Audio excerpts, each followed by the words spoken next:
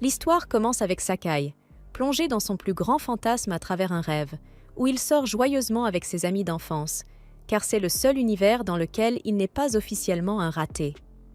Dans ce monde onirique, il est le protagoniste d'une comédie romantique douce et pétillante, où tout se déroule toujours en sa faveur et où la gêne n'existe tout simplement pas. Malheureusement pour lui, la réalité s'invite brutalement à la fête, plus violemment qu'un camion-kun un mauvais jour, lorsqu'un courant d'air glacial lui caresse le visage. La cause ? Une fenêtre grande ouverte, laissée ainsi par l'une de ses amies d'enfance, Shio. Réveillée en sursaut et déjà irritée, Sakai commence immédiatement à la réprimander pour s'être introduite en douce dans sa chambre. Il est totalement absorbé par son sermon, jusqu'au moment où Shio s'étire nonchalamment sous la couette, comme si l'endroit lui appartenait. Cette vision soudaine lui grille littéralement le cerveau, et ses pensées partent dans tous les sens à la fois. Avant même qu'il n'ait le temps de reprendre ses esprits, Shio le tire contre elle, et la simple pression suffit à faire oublier à Sakai comment respirer. Il se force néanmoins à revenir à la réalité en pinçant brutalement la bouche de Shio pour la réveiller. Son esprit bascule aussitôt dans un scénario digne d'un drama coréen bien kitsch, avec musique dramatique et ralenti exagéré. Shio se frotte les yeux et commence immédiatement à l'insulter, comme s'il avait ruiné sa vie, jusqu'à ce qu'elle réalise qu'elle se trouve dans la chambre de Sakai. Elle l'accuse alors de ne pas avoir verrouillé la fenêtre, ce qui, selon elle, constituait une invitation officielle à ses talents de ninja. Sakai tente de se défendre en soulignant qu'elle s'est introduite chez lui comme une voleuse, mais cela ne lui vaut absolument aucune compassion. Après une sévère remontrance, il lui ordonne de partir. Elle obéit sans discuter, mais bien sûr, elle choisit de passer par la fenêtre, car les portes sont réservées aux simples mortels. À mi-chemin de sa sortie, son budget vestimentaire atteint soudain ses limites, et le cerveau de Sakai se fige comme un jeu vidéo en plein bug. Lorsqu'il reprend enfin ses esprits, il le lui fait remarquer, ce qui la met dans tous ses états. Il se détourne alors, songeant à l'absurdité du fait qu'ils vivent côte à côte depuis leur naissance sans être morts de gêne. Plus tard, ses pensées ne cessent de revenir à l'incident de la garde-robe. En se rendant à l'école, il tombe sur Shio, qui lui attrape la main et la frotte contre sa ferme d'orange. Il essaie de la repousser, mais elle s'accroche encore plus fort, forçant son âme à prendre une retraite anticipée. Elle ignore complètement sa panique, comme s'il n'était qu'un bout de bois inutile, laissant Sakai totalement mortifié et en train de remettre en question chaque décision de sa vie qui l'a conduit à cet instant précis. Sur le chemin de l'école, Shio refuse catégoriquement de le lâcher, s'accrochant à Sakai comme un python sous stéroïdes, ce qui le pousse à reconsidérer une fois de plus tous ses choix de vie.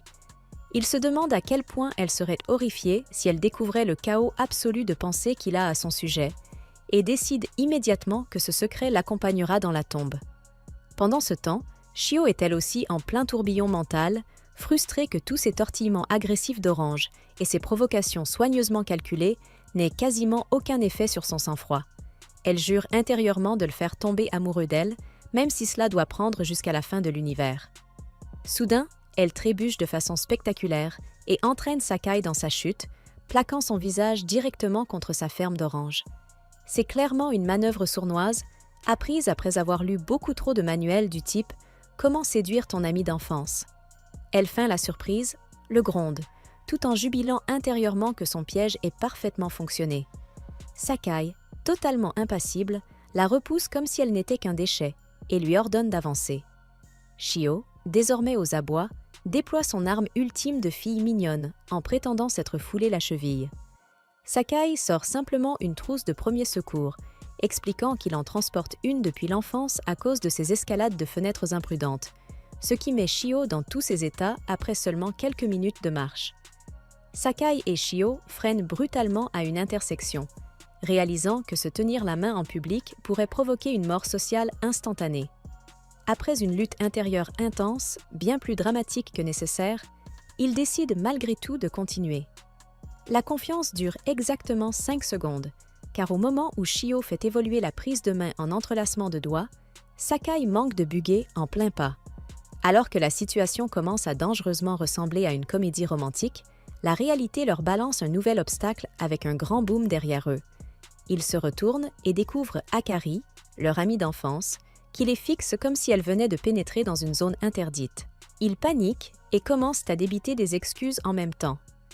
Akari éclate de rire, fait semblant de balayer ça d'un revers de main et cherche son téléphone, tout en tremblant de façon étrangement suspecte. Sakai tente de s'expliquer, mais Akari lui coupe sèchement la parole et, en repartant furieuse, Sakai commet accidentellement une nouvelle faute impardonnable, ce qui lui vaut un sac en pleine figure. Après que Shio a expliqué la situation et que Sakai a confirmé ses propos, Akari se calme enfin et les laisse partir, non sans leur adresser un avertissement. Cependant, Sakai et Shio se comprennent de travers à cause de leurs excuses étrangement similaires. Au fond d'elle-même, Shio pense qu'elle a été la seule à s'emballer à propos du fait de se tenir la main, sans savoir que Sakai pense exactement la même chose de son côté. Pendant ce temps, lorsqu'elle se retrouve seule, Akari s'effondre, toujours tremblante après son interaction avec Shio et Sakai. Il s'avère qu'elle aussi nourrit des sentiments cachés pour Sakai, et elle a paniqué en le voyant se tenir la main avec Shio. Elle veut agir avant que Shio ne prenne définitivement l'avantage, mais Akari se demande pourquoi elle est toujours méchante dès qu'elle se retrouve face à Sakai. Elle se remémore les mains de Sakai sur sa ferme d'oranges, ce qui la pousse à se demander s'il préfère les oranges plus généreuses comme celles de Shio. Cette pensée la met en colère, et elle se jure de lui prouver que les siennes sont meilleures. Ailleurs, Shio fait elle aussi le serment de faire perdre tout contrôle à Sakai, tandis que Sakai promet d'emporter ses pensées douteuses dans la tombe.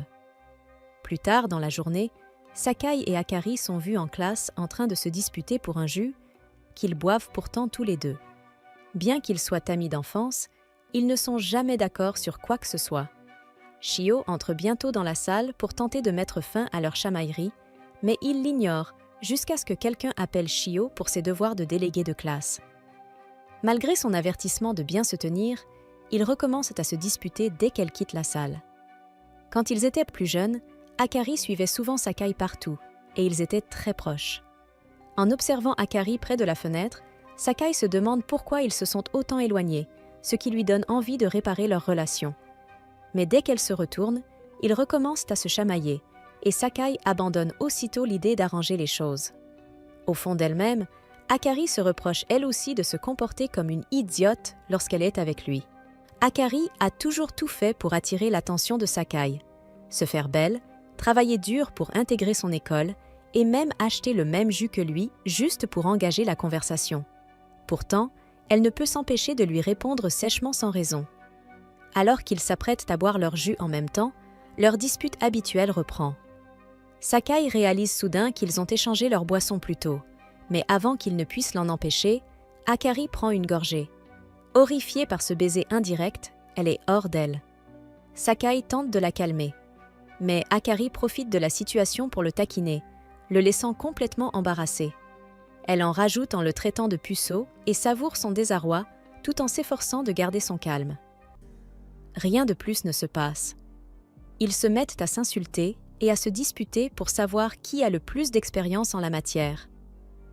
Sakai prétend alors pouvoir embrasser quelqu'un les yeux fermés, ce qui pousse Akari à le mettre au défi de le lui prouver. Elle affirme que ce n'est qu'un défi, mais au fond d'elle, Akari tremble comme une feuille tout en feignant l'audace. Quelques instants plus tard, ils se dirigent tous deux vers un endroit discret sous l'escalier pour relever le défi, mais Sakai semble incapable de trouver le courage. Akari continue de le taquiner, tremblante elle aussi. Mais lorsqu'il l'interroge à ce sujet, elle prétend se préparer à une bagarre royale, le laissant stupéfait. Il lui demande alors si elle l'a déjà fait, mais Akari élude sa question en le traitant de mauviette pour lui avoir fait perdre son temps. Voyant qu'elle semble sérieuse au sujet du baiser, Sakai finit par avouer qu'il n'a jamais embrassé personne auparavant. Akari, ravie, tente de s'approprier la première fois de Sakai, orientant la situation vers ce qui aurait pu être son fantasme ultime de comédie romantique. Soudain, Shio intervient, plongeant Sakai dans la panique. Il craint une scène digne d'une émission de télé-réalité. Mais au lieu d'envenimer la situation, Shio retire calmement une mèche de cheveux de son visage, feignant de ne rien remarquer. Akari tente de reculer discrètement, mais trébuche sur un bâton, révélant sa mignonne culotte SpongeBob. Shio se dépêche de couvrir les yeux de Sakai, mais celui-ci éclate de rire en voyant Akari, ce qui la laisse totalement mortifiée.